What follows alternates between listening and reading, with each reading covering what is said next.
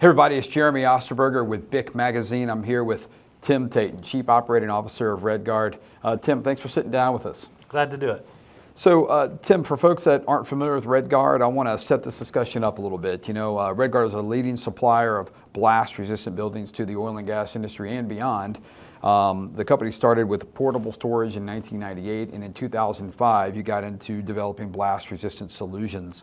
Tim, add to that a little bit. What do most folks need to know about RedGuard and kind of where you guys are now? Yeah, well, that evolution, if you will, kick it off. Again, most people did know us back then as A Box for You. We stayed with that name until I think it was 2013, where we rebranded to RedGuard. And then essentially we rebranded all of our additional segments there. So our safety suite, which is our custom blast resistant buildings, covers 6 shelters, which is our military arm, site box storage, which is the conventional construction market stuff that you see in many of the Midwestern markets. We also have our MODA, which is the offshore technical accommodation modules, PQBs, things of that nature. So we've continued to evolve, a little stronger presence in the Gulf. Obviously we're Kansas based and have now got facilities both in Louisiana, both Belle Chase and New Iberia, and today we're sitting in Baytown, Texas in our facility here. Tim, let's dig right into it. You know, what are EH&S or site leaders' biggest pain points right now, and what are some of the most pressing challenges in industrial settings as it relates to blast-resistant protection? Yeah, I think generally speaking, everybody kind of makes some pretty broad assumptions when it comes to blast-resistant buildings, and there's a lot of other things to be considered when you're making a decision like that.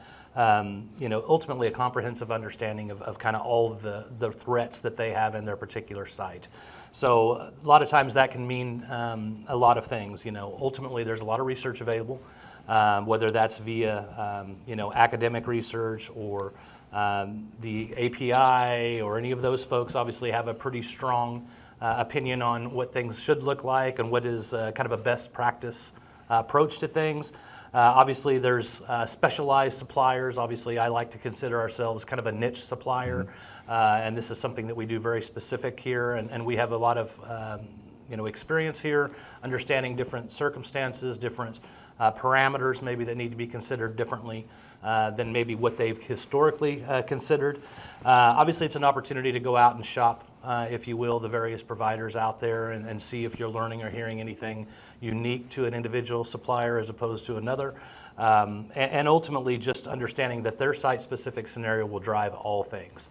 So ultimately congestion and a lot of the other things that are going on site really dictate kind of the pressures and the overpressures and the things that are going to be required in order for them to have a really solid understanding of what their reality is on that site.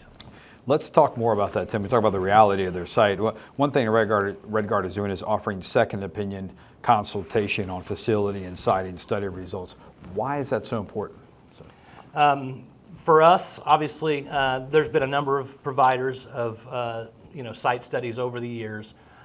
You know, they're usually taking a look kind of holistically at the site, understanding what those blast contours look like, and then they're really trying to deep dive and understand what congestion is, where they think the bigger exposure is with VCEs or VCUs, those kinds of things. So then they really, it's nice when you have one perspective there, but when you have two, then there's an opportunity really to kind of step back and feel like, you know, it's not dissimilar from a medical situation if you wanted a second opinion, for instance. Gotcha. It's an opportunity to say, okay, are those things consistent? Are they saying the same things? Are they saying two completely different things?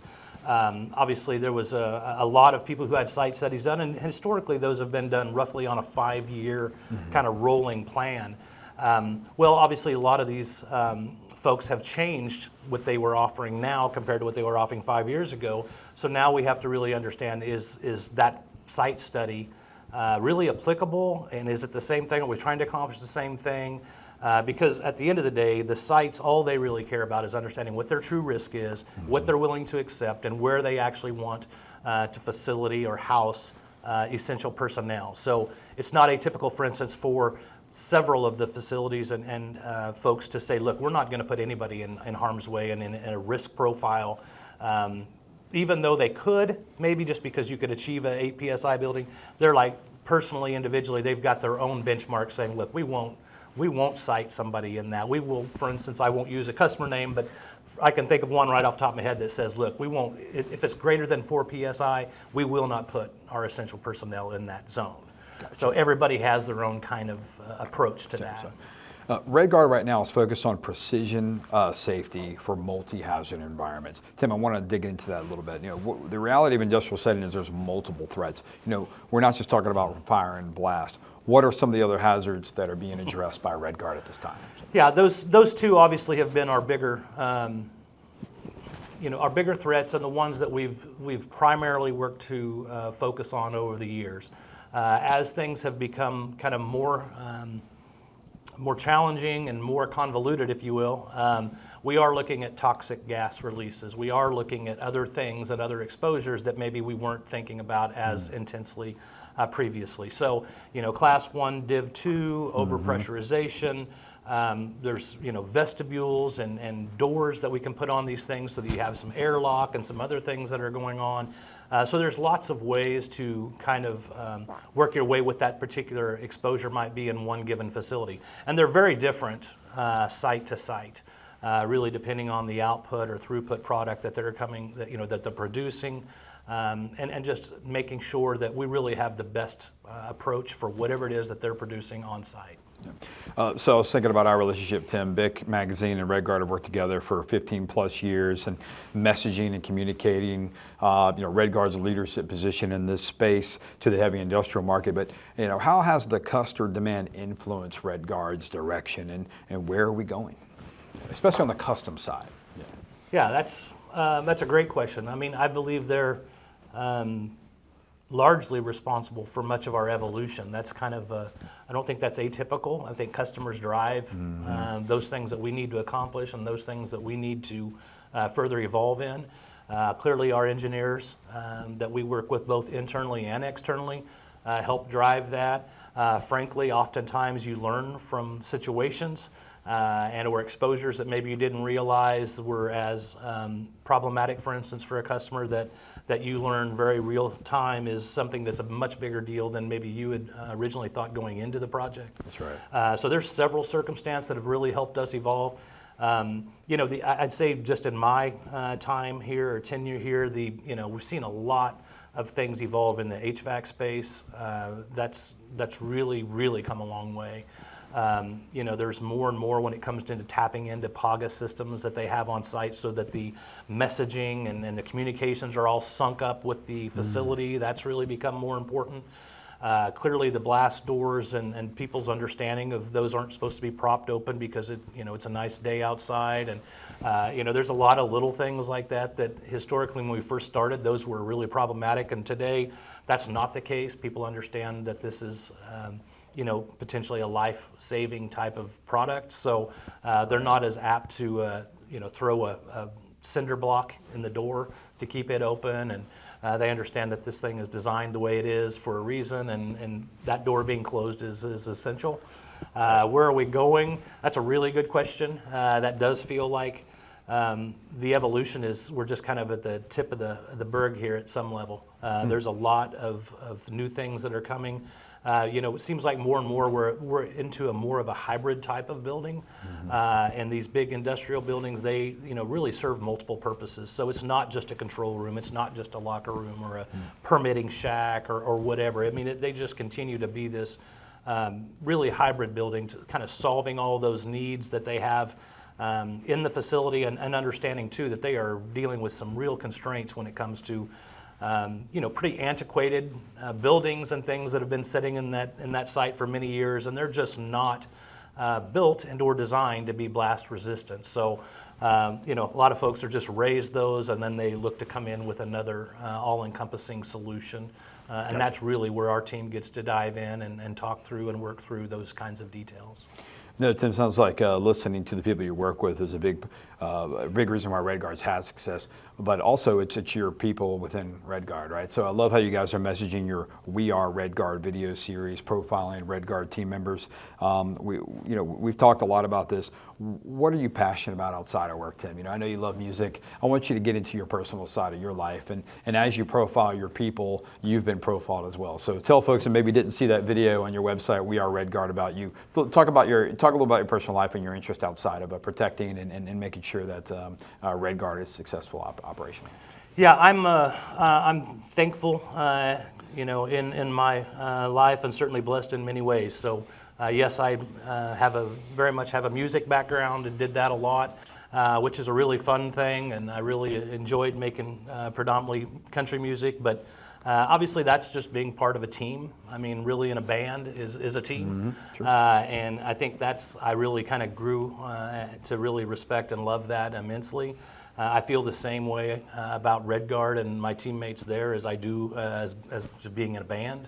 I mean, you work with folks, and I've had the good fortune to work with many of these folks up to almost 13 years now, having long-standing relationships with these folks, working kind of in the trenches, through the good, through the bad, through the difficult, and just being invested in one another. I think we're really big into Jim Collins. Yep. And our owner, Jeff Lang, and his family continue to do everything they can to perpetuate that kind of message around being on the bus, and all of us spending more time looking in the mirror than we do looking out the door or the window, to say that, always demonstrate humility, Right. Recognize that we all have room for improvement.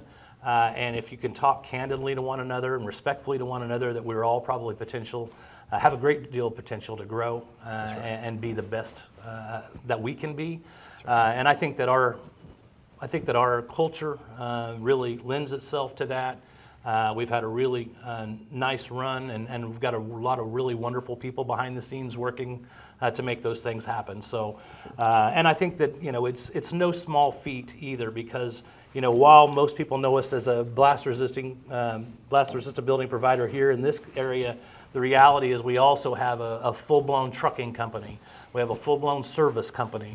We have a full-blown finance company. I mean, so we have all of those things at our disposal, and a part of our core that helps us kind of differentiate ourselves from others.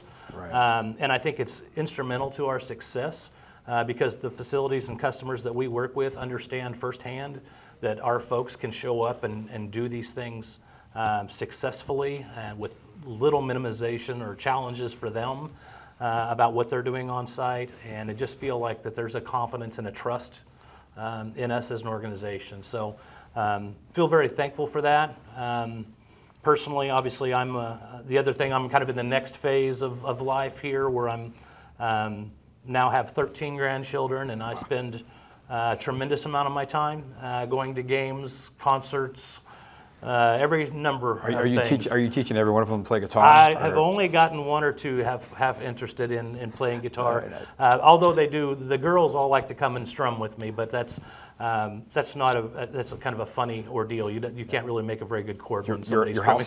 Your house is loud, Tim. That's very loud holidays, yes, sir. That's so awesome. Nothing better, man. Awesome, and absolutely, your love of the Wildcats is also something you're passionate about. There's a few of those fans around. There are. But, absolutely, man. Well, so Tim, I want to get into, we mentioned briefly the history of RedGuard. I wanted to talk about Mr. Jeff Lang and the origin of BIC a little bit more. You mentioned some of his real estate that he's involved in too. Also, the Lang Community Foundation. Can you tell us a little bit about that as well? Yeah, so Jeff obviously has been very successful over the years. Really started just in the real estate business, period. Mm-hmm. He was also a Kansas State grad, and really came back to, grew up in a family farm situation, and grew up in a very small town, and essentially, kind of started growing his real estate business in a rural environment first. And then, Wichita is not a massive city, but it's roughly 500,000. And he's obviously been in that city for some time, grown that development and that portion of the business. His daughter Rachel now has taken over as director of real estate there, and continues to help that business flourish. So that real estate company has done very well. He also has 2 other kids actively in the business. Stratton is the director of Equiset, and Chelsea kind of functions in the corporate liaison function. So they have both now, I said both, all 3 of them have actually dove into the business. They are now working as owners of the business as Jeff works to succession his way through things. So Patty, Jeff's wife, has always been a part of our hiring group and has really been responsible for helping us onboard and bring talent to the team. So the team, the family has stayed very involved and really kind of moved their way into this philanthropic element here, kind of where you're going with the Lang Family Foundation and or Community Foundation. And so now one of the big successes they've had as of late is an entity that they call One Rise. Okay. And One Rise will be a behavioral health campus that will be located in the southwest quadrant of Wichita. And it will help to deal with, we have problems just like everywhere else in the country relative to homelessness, mental health challenges, addiction and alcohol problems. And so the family remains very committed to that endeavor, and this is just a way for them to give back. And so the Community Foundation is they've had a very good year. Of course, a good year means there's been about 3 years of work to get to a place where they're having a really good year. But this is just another way for them to leave a legacy and to give back to the community that has helped them be successful. Cool. Well, Tim, thanks for that insight, and appreciate you talking about sort of the heart of RedGuard, and I think what you're talking about is necessary when we talk about the people that are behind all this success. Tim, just kind of wrapping up, for folks that maybe are not in an industrial setting, I want to give you another chance to talk about, hey, explain what RedGuard's reach is outside of the industrial setting, and what are some aspects of the business for which our audience kind of may not be familiar. So. Yeah, I think again, we've been pretty successful in working through the blast resistant side of things. And again, when we talk about that, we talk about lease fleet, which is really our assets that we deploy all day, every day into petrochem and gas facilities all over the country. Obviously that's one element. The custom one side that we were talking about, we call that safety suite, and that's just what we're trying to come up with, custom applications to really address some of the problems that we talked about earlier in the interview. The site box storage stuff that we do, that's one of the more prevalent ones here in the Midwest, certainly from Kansas City, Wichita, Oklahoma City, Dallas, Houston, Austin, that kind of areas where you see most of those site box storage buildings, mostly on construction sites or in retail places. And we had a very nice acquisition of Civio Offshore here 2 years ago, and we've rebranded that to Armada. And so we're really enjoying our work in the offshore space. So that's primarily what we do in the Louisiana markets, both in Belle Chase and in New Iberia. And so we're pretty excited about where we think that's going. Obviously, there's still a lot of work to be done in the exploration and production side. There's still a lot of opportunity there, so we're still pretty excited about that. There are other areas that we are interested in when it comes to growth and things for us in the longer haul. Modular quick serve restaurants is a place that we're putting some time and energy right now. So we feel like that's kind of a natural fit for some of the things we do. We continue to look at some of the governmental scenarios that we think are pretty interesting and have some real potential for us. That might be a nice marriage, if you will, with some of our products. We are looking at some product-specific things. So I don't think we're ever really in a lazy mindset. I feel like we're always, we do everything in our power to avoid complacency. We try to think about bigger markets, about where we can continue to grow. Obviously, a lot of what we do is dependent on administrations, and that can have an impact on us for a period of time, if not an extended period of time. So we're trying to better insulate ourselves from those kinds of turns in the market. So I feel like we're doing a lot of things to continue to be smarter day over day and learn from our past mistakes and do everything in our power to be here 50 years from now. That's right.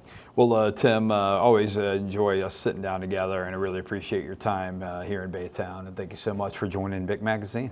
Yeah, thank you very much, Jeremy. Appreciate it. Till next time, my friend. Thanks for being part of this.